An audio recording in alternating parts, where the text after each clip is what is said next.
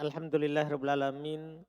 Wassalatu wassalamu ala Rasulillah wa ala alihi wa ashabihi wa man tabi'ahum bi ihsan ila yaumiddin. Amma ba'd.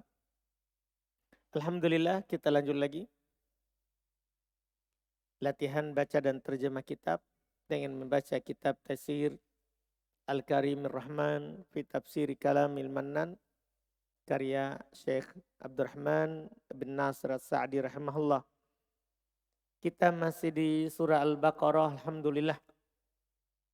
Hari ini kita masuk di ayat 188. Alhamdulillah. Tafadhol. Bismillahirrahmanirrahim. Alhamdulillah. Alhamdulillahi ala ihsani. Wa syukru lahu ala taufiqihi wa amtinani. Asyhadu an la ilaha illallah ta'ziman li sya'ni. Wa asyhadu anna Muhammadan abduhu wa rasuluh. Allahumma salli ala Muhammad wa ala alihi wa sahbihi wa man tabi'ahum bi ihsanin ila yaumiddin. Allahumma inna nas'aluka ilman nafi'an wa rizqan tayyiban wa amalan mutaqabbalan. Allahumma ya muqallibal qulub tsabbit qulubana ala dinik. Allahumma ya nusarrifal qulub sarrif qulubana ala ta'atik. Allahumma la sahla illa ma ja'altahu sahla wa anta taj'alul hazna idza syi'ta sahla. Qala al-mufassir al-alim al-jalil al-da'iyatu syahir al-syekh Abdurrahman bin Nasir As-Sa'di rahimahullahu ta'ala. Qala ta'ala wa la ta'kulu amwalakum bainakum bil batil wa tudalu biha ilal hukami litakulu fariqam min amwalin nasi bil ithmi wa antum ta'lamun. Terjemahkan dulu. Dan janganlah kalian memakan harta di antara kalian dengan cara yang batil.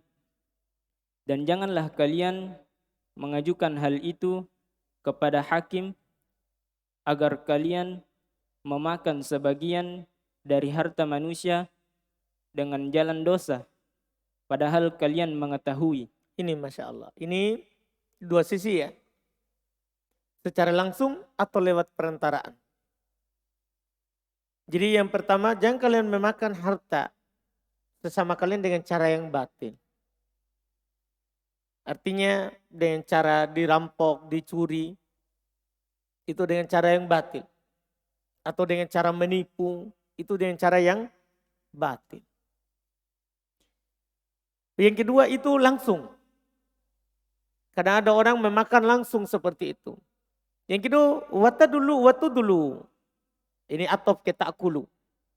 Dan jangan pula kalian mengajukannya ke hakim. Kadang kan ada orang, bukan hartanya. Cuman dia ajukan ke hakim, hartanya orang, dia ajukan di hakim, dia menang. Karena dia lebih kuat buktinya misalnya daripada yang punya hak. Nah ini Allah juga larang. Allah juga larang. Kalau memang kita tahu itu bukan punya kita, jangan naikkan ke hakim. Jangan naikkan ke hakim. Untuk memakan harta manusia dengan cara dosa. Wa antum ta'lamun. Ini penting koidnya. Dalam keadaan kalian tahu itu adalah bukan hak kalian. Artinya sebenarnya dia tidak tahu kalau ini haknya atau bukan. Paham kan? Atau dia tahu ini haknya. Kemudian dia kasih naik ke hakim. Boleh. Kalau dia yakin ini hakku ini. Punyaku. Dia kasih naik ke hakim. Boleh. Karena wajib kita menjaga harta. Bahkan sebagian ulama memfatwakan boleh dia kasih sogok. Boleh dia kasih uang. Kalau ditanya. Kita tidak bisa menang ini kalau kita tidak sogok. Boleh, yang penting kamu tahu itu hakmu. Yang penting kamu tahu itu hakmu. Yang masalah sekarang adalah kamu tahu itu bukan hakmu. Tapi kamu pergi sogok, pergi ambil. Atau paham ini pembahasan? Iya. Jadi ini harus diperhatikan karena ini disebut dengan qaidun dalam pembahasan istidlal. Dalam pembahasan berdalil ini namanya ketentuannya. Wa antum ta'lamun. Kalian tahu itu bukan hakmu. Terus kamu pergi berperkara padahal kamu tahu bukan hakmu. Berarti dari qaid ini, dari ketentuan ini keluar dua. Itu boleh dikasih naik ke hakim kalau kita tahu itu hak kita. Paham kan? Atau yang kedua, kita tidak tahu ini kita cuman sangkaan kuat ini hak kita. Kita tidak tahu kalau ada orang juga punya hak. Paham kan? Boleh kasih naik ke hakim. Boleh dikasih naik ke hakim. Ini Masya Allah, Alhamdulillah. Ini menunjukkan bahwa agama kita itu agama yang sempurna. Semua sudah dijelaskan. Semua sudah dijelaskan. Terus. Qala al-mufassir ay wala ta'khudhu amwalakum ay amwala ghairikum adafaha ilaihim li'annahu yanbaghi lil muslimi an yuhibba li akhihi ma yuhibbu li nafsihi wa yahtarima malahu kama yahtarimu malahu wa li'anna aklahu limali ghairihi yujarri'u ghairahu ala akli malihi indal qudrati walamma kana akluha naw'aini naw'an bihaqqin wa naw'an bibatilin wa kana al-muharramu innama huwa akluha bil batili qayyadahu ta'ala bidzalika. Masya Allah. Terjemah dulu. Yaitu dan janganlah kalian mengambil harta kalian yaitu harta selain kalian. Allah Subhanahu wa taala menyandarkan harta itu kepada mereka karena sepantasnya bagi seorang muslim mencintai untuk saudaranya apa yang dia cintai untuk dirinya. Artinya dia tidak suka hartanya dimakan. Harus dia pikir. Iya kan? Pasti saudaraku juga tidak suka kalau hartanya diambil. Antum paham kan? Kan orang muslim beriman begitu. La yu'minu ahadukum hatta yuhibba li akhihi ma yuhibbu li nafsi. Tidak beriman salah seorang dari kalian sampai dia cinta untuk saudaranya apa yang dia cinta untuk dirinya. Artinya kalau dia tidak suka memakan harta saudaranya dimakan hartanya oleh saudaranya tanpa hak, ya saudaranya juga tidak suka begitu. Harus dia pikir begitu. Terus dan memuliakan harta orang lain sebagaimana dia memuliakan hartanya. Paham kan? Kita harus memuliakan hartanya orang sebagaimana orang lain memuliakan harta kita. Orang lain takut mengambil harta kita. Kita juga harus takut mengambil harta orang lain. Dan karena dia memakan harta orang lain, maka orang lain akan berani untuk memakan hartanya ketika dia mampu. Ini harus perhatikan baik-baik. Ini yang harus diperhatikan oleh orang yang mengambil harta orang lain tanpa hak. Ketika dia mengambil harta orang lain tanpa hak, maka orang lain itu juga akan mengambil hartanya tanpa hak. Kapan? Ketika mampu. Ini kebetulan tidak mampu saja. Dia kalah. Nanti dia akan naik lagi. Kalau dia mampu, karena itu dibalas. Ya, kita akan diperlakukan sebagaimana kita memperlakukan orang lain. Anda paham kan? Cuma kadang orang lain tidak bisa lakukan apapun karena dia tidak mampu. Bukan karena dia mengalah kadang begitu. Terus? Dan harta yang dia makan itu ada dua jenis. Jenis yang pertama dengan kebenaran dan jenis yang kedua dengan kebatilan. Ini tidak keluar ini. Harta yang kita ambil, kita makan itu dua saja. Kita ambil, kita makan dengan hak memang punya kita. Ada juga kita ambil, kita makan dengan batil, bukan punya kita. Tapi kita pergi makan. Terus. Dan hal yang diharamkan tiada lain adalah memakannya dengan cara yang batil. Allah Subhanahu wa taala telah mengikat hal tersebut. Paham tak? Jadi yang diharamkan adalah yang batil. Dengan cara yang batil. Masya Allah. Terus. Tsumma qala al-mufassir wa yadkhulu fi dzalika akluha ala wajhil ghasbi was-sariqati wal khiyanati fi wadi'atin aw 'ariyatin aw nahwi dhalika. Wa yadkhulu fihi aidan akhdhuha ala wajhil mu'awadati bi mu'awadatin muharramatin ka'uqudir riba wal qimari kulliha fa innaha min aklil mali bil batili li'annahu laysa fi muqabalati 'audin mubahin wa yadkhulu fi Iwadin. laysa fi muqabalati 'iwadin. Karena kalau aud maknanya tahun atau berulang. Maknanya berulang. Kalau iwad pengganti. Laisa fi muqabalati iwadin mubahin wa yadkhulu fi dhalika akhdhuha bisababi ghishin fil bai'i wasyira'i wal ijarati wa nahwiha wa yadkhulu fi dhalika isti'malul ujara'i wa aklu ujratihim wa kadzalika akhdhuhum ujratan ala amalin lam yaqumu biwajibihi wa yadkhulu fi dhalika akhdhul ujrati 'alal ibadati wal qurabati allati la tasihhu hatta yuqsada biha wajhullahi ta'ala wa yadkhulu fi dhalika al akhdhu minaz zakawati was sadaqati wal awqafi wal wasaya liman laysa lahu haqqun minha au fauqa haqqihi. Masya Allah. Terus terjemahkan dulu. Dan termasuk dalam hal memakan harta dengan cara yang batil adalah memakannya dengan cara merampas dan mencuri dan berkhianat pada titipan ataupun pinjaman. Ada orang dititipkan kepadanya sesuatu, dia malah habiskan titipan itu. Tidak dia ganti. Atau ariyah, dia pinjam. Tapi dia tidak niat kembali. Itu juga merampas, memakan dengan cara yang batil. Terus? Atau semisal hal itu. Dan termasuk juga padanya adalah mengambilnya dengan cara tukar menukar atau barter. Dengan barter yang diharamkan.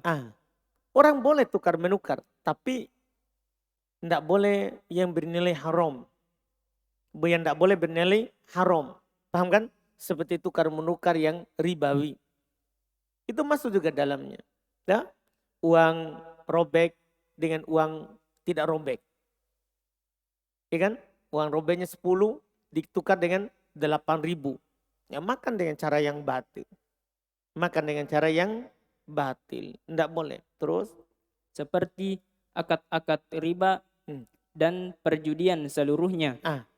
Kalau akad riba dan perjudian seluruhnya, ini namanya memakan harta dengan cara yang batil. Terus? Maka sesungguhnya hal itu termasuk dari memakan harta dengan cara yang batil. Paham tak? Semua itu. Terus? Karena tidak ada padanya perbandingan pertukaran yang mubah. Namanya judi, tidak ada pertukaran yang mubah. Riba, tidak ada pertukaran yang mubah. Maka itu memakan dengan cara yang batil. Terus? Dan termasuk dalam hal itu adalah mengambilnya dengan sebab curang dalam jual beli dan sewa menyewa dan semisalnya. Sama juga. Masuk memakan harta dengan cara yang batil adalah mengambilnya dengan sebab al-ghish, tipuan. Iya. Dalam jual beli juga makan dengan cara yang batil. Terus? Dan termasuk dalam hal itu adalah mempekerjakan orang-orang upahan atau orang-orang yang diupah dan memakan upah mereka. Sama juga. Dia pekerjakan orang, ya, terus dia makan upahnya. Dia tidak kasih haknya orang yang bekerja. Sudah cair dananya dari atas, cuman ini dia pegang, dia tahan. Dia tidak kasih ke bawah. Dia tidak kasih ke yang bekerja. Ini tugasnya siapa itu? Mandor. Baik, kata Ubaid mandor. Terus? Demikian pula mereka mengambil upah atas pekerjaan yang belum dikerjakan kewajibannya. Ini juga. Kan namanya upah itu kan diambil setelah bekerja. Ternyata termasuk mengambil harta yang dengan cara yang batil adalah dia ambil upah padahal dia tidak kerja. Nah, misalnya dia kerja sepekan, masuk tapi dia malas-malas kalau tidak ada pengawasnya, sengaja. Hari Sabtu gaji penuh. Ya, hari yang paling indah bagi pekerja. Paham kan? Gaji penuh. Padahal kalau tidak ada pengawas, dia malas-malas. Dia tidak kerja, santai. Nah itu juga makan harta dengan cara yang batil. Karena al-muslim ala syurutihim. Muslim itu di atas syarat. Kalau dibilang kerja dari jam sekian sampai sekian, kemudian istirahat memang yang dimaklumi, sholat, makan, pergi kencing, kebutuhan manusiawi. Kebutuhan manusiawi itu dimaafkan. Terus? Dan termasuk pada hal tersebut adalah mengambil upah dari atas ibadah-ibadah dan pendekatan-pendekatan yang tidak sah sampai dimaksudkan padanya mengharap wajah Allah. Paham ini kan? Mengambil upah dari ibadah. Misalnya ada orang badal umroh. Dia letakkan tarif upahnya. Dia tidak ada sama sekali niatnya karena Allah. Niatnya memang cari upah. Paham kan?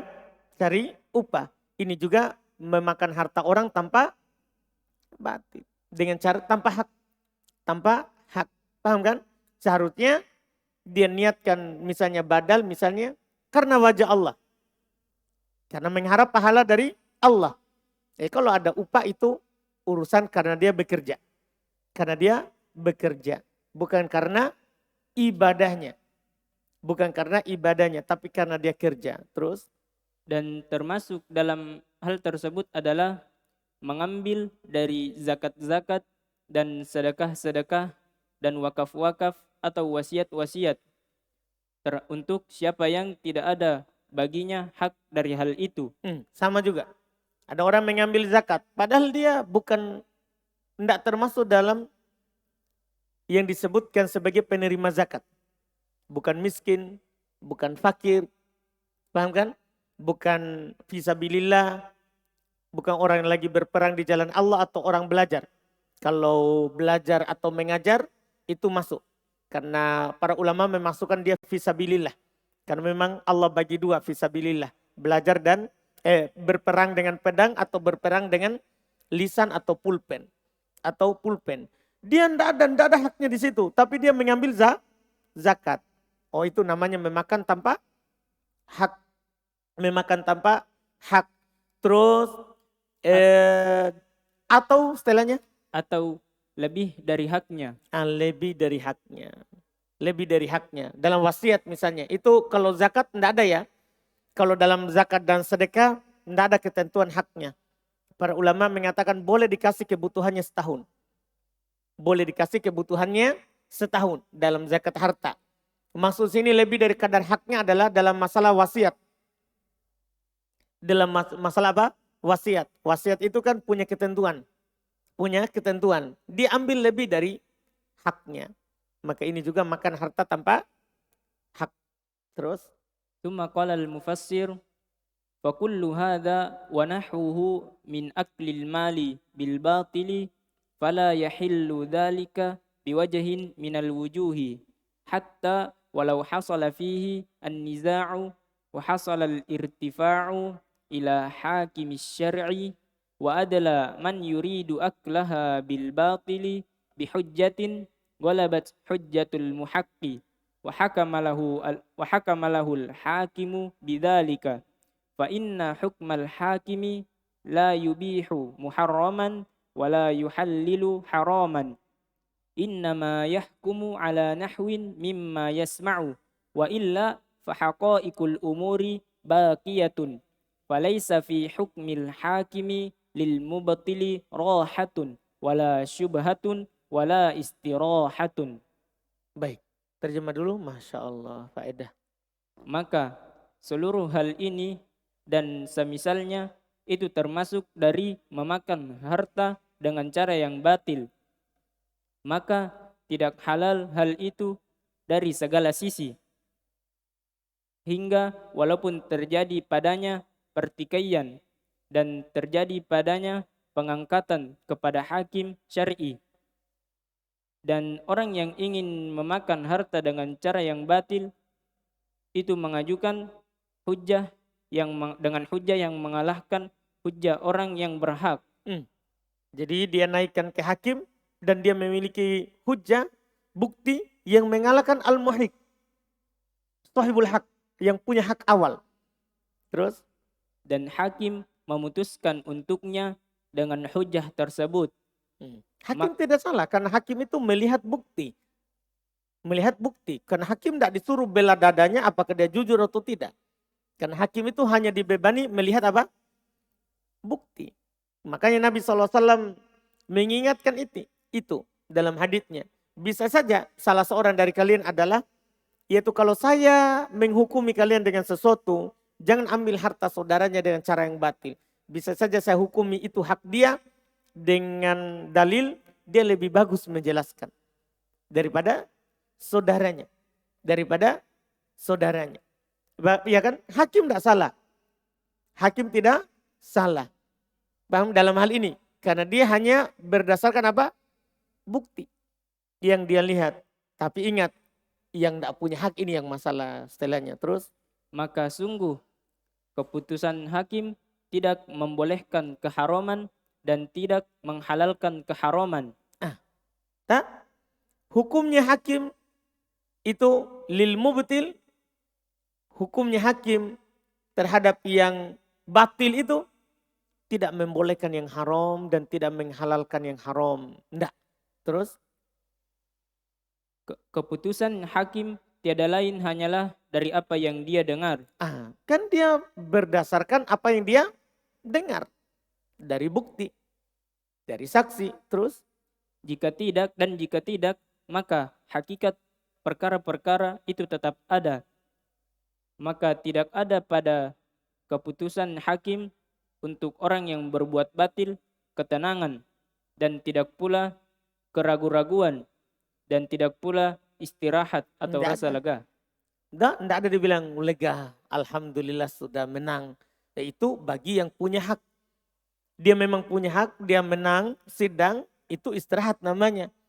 Itu lega. Tapi bagi yang tidak punya hak, terus dia dapat, pasti ada dalam hatinya rasa tidak enak. Iya, karena mengambil harta orang lain. Iya, walaupun dia menang, dia tidak akan tenang dalam hal tersebut. Terus? Tsumma qala al-mufassir, faman adala ilal hakimi bihujjatin batilatin wa hakama lahu bidzalika fa innahu la yahillu lahu wa